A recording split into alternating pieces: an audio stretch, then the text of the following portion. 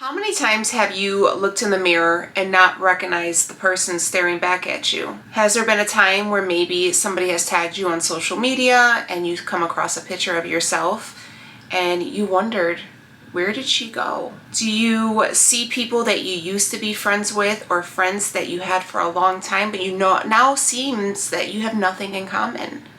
Or maybe, just maybe, you are at a new season in your life. You're starting a whole new chapter in your book and you're trying to figure out how to combine who you were and who you are now. This is the FEMINAL Society. My name is Danielle and today we're going to talk about what happened to you. Where did you lose you on this journey of life? And how can we get her back? If this strikes a chord, if this feels like she's talking about me, then I am. Hey friends, welcome back. My name is Danielle and this is Daniela Diaries, and on Sundays we have the FEMINAL Society. The FEMINAL Society was basically a series that I created as a passion project. Recently I have undergone a complete mental, physical, emotional, spiritual transformation.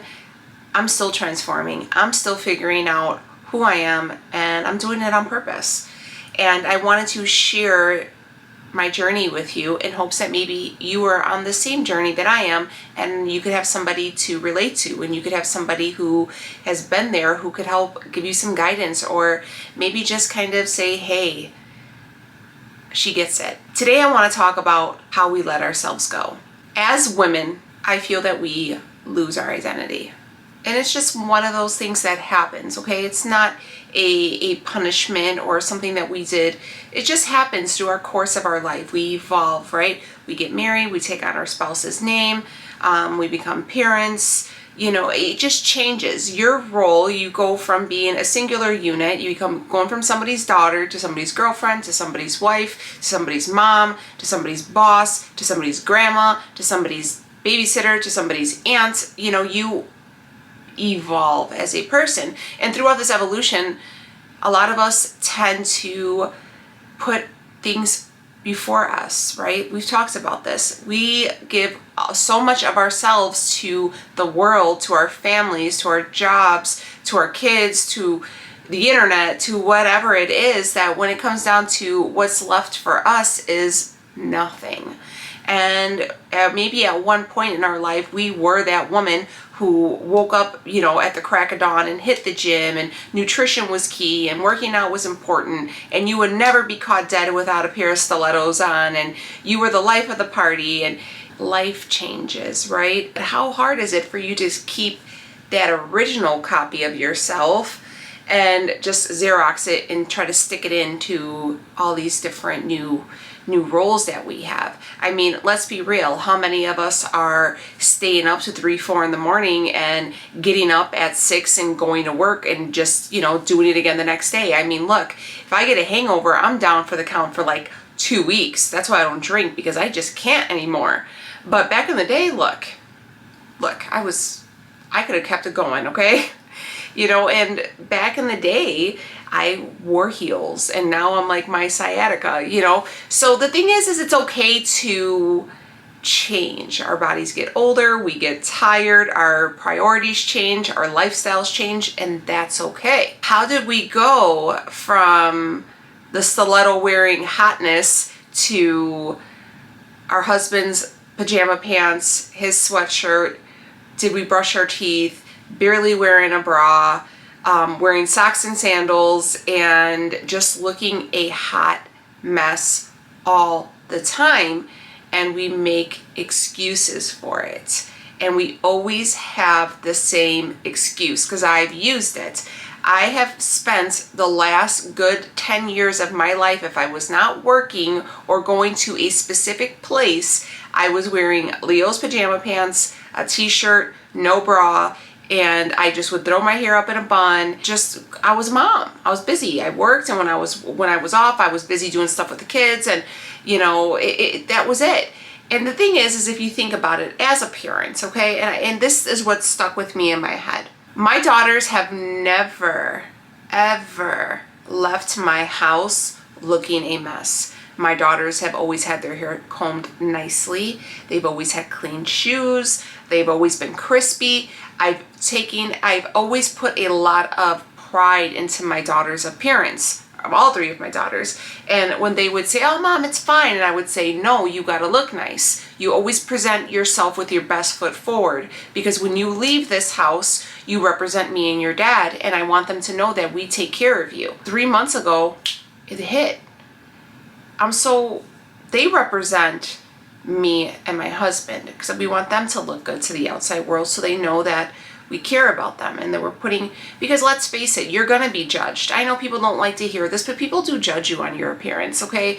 And if you say you don't, you're a liar. But when it came down to me, I represent them as well. So when I leave the house, I represent my daughters, I represent my husband, I represent my family.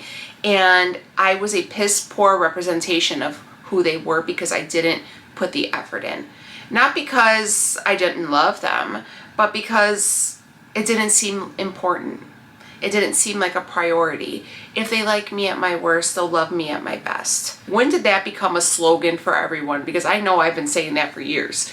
I realized I have let myself go. I have fallen into titles, into cliches, into a meme. I was a meme, and we see the TikToks where it's like, the mom, and she's like, oh, see me at the drop-off line, and she's kind of frumpy, and then she'll do like the TikTok and she transforms the pickup line and she's done. And then there's a lady who's like still in her pajamas, and we're like, yes, we can relate. How come the lady who got dressed while your kids were at school is the unrelatable one? When did being sloppy become acceptable? And just, the lady wasn't in like an evening gown. She was in a jeans and a flannel and like one of those puffer vests, like the mom attire, but she was just dressed, and she like put a little makeup on and brushed her hair. Why did she become the person that we're laughing at, instead of the person who admittedly just said, you know what, I'm still in my pajamas?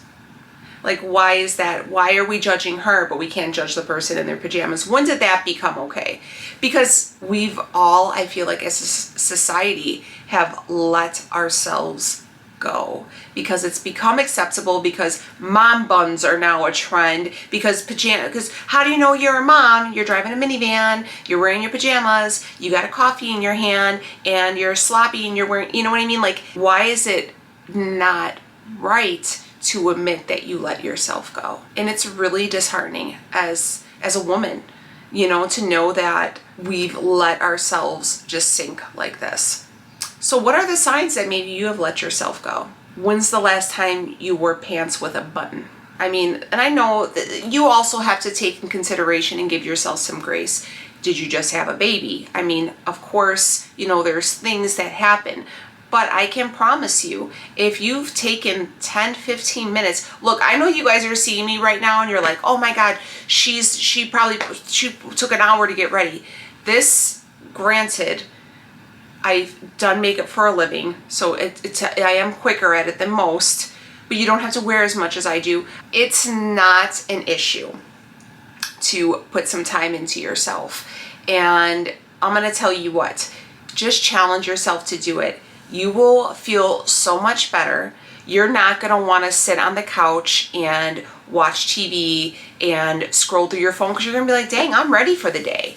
Let's go do something and be productive. And once you're dressed and you're up, you're not going to want to go lay back in bed. You're going to be like, well, dang, I'm already up and dressed. Let me pick up this house real quick. Let me run to get these groceries. Let's do this. Because you're up, you're ready to conquer the day. When you invest a little bit of time into your appearance in the day, you are ready to be seen. You want the world to see you. You don't want to hide behind a cell phone, a computer screen, or a TV, or wherever it is. You want to be out because you're like, dang, I look good. I look good. I don't want this to go to waste. When's the last time you put makeup on and did your hair for not going somewhere? Why do you feel that you have to put the effort into your appearance when you're only seeing certain people? Why not put that effort in because you want to be seen and you want to see yourself looking your best? Because you're beautiful, you're gorgeous. Nobody else in this world looks just like you. You have traits that people would die for.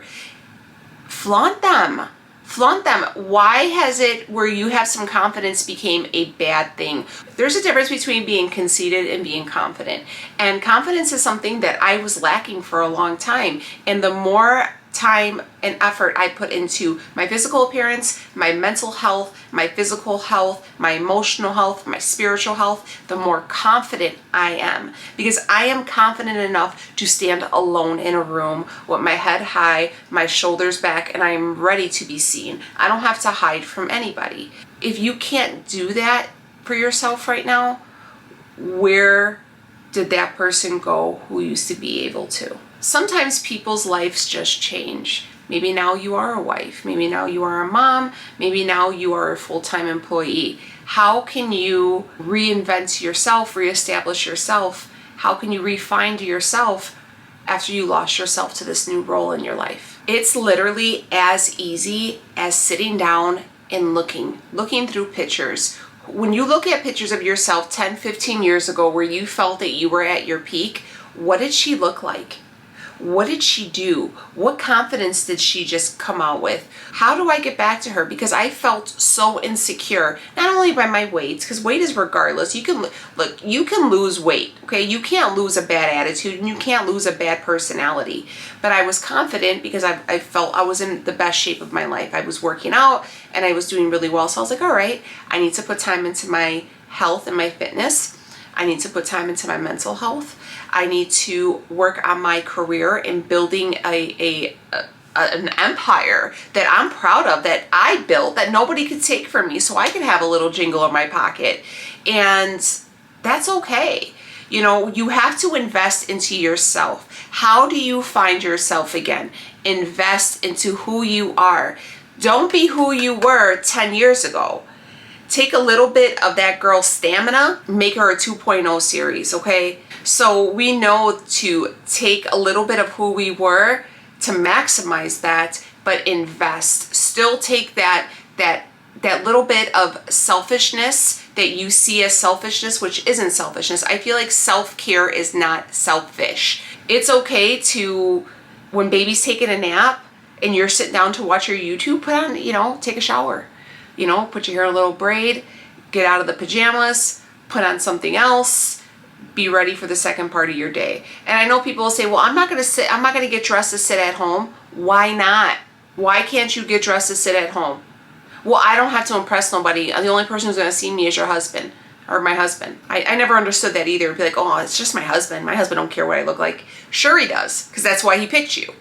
These are lies that we've told ourselves to accept that we just lost ourselves, you know. And yes, I'm sure your husband loves you unconditionally for who you are and your person inside.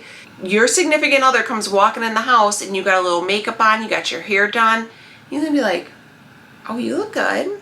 You're not doing it for him. You're not doing it for him. You're doing it for you. But you're gonna be feeling real confident when your man or your woman, whoever, comes home and is telling you how good you look. Because compliments are nice. They feed the soul. Let's be real. That's the key, is you have to invest for yourself. You know, justify it for you, to put the time in just for you.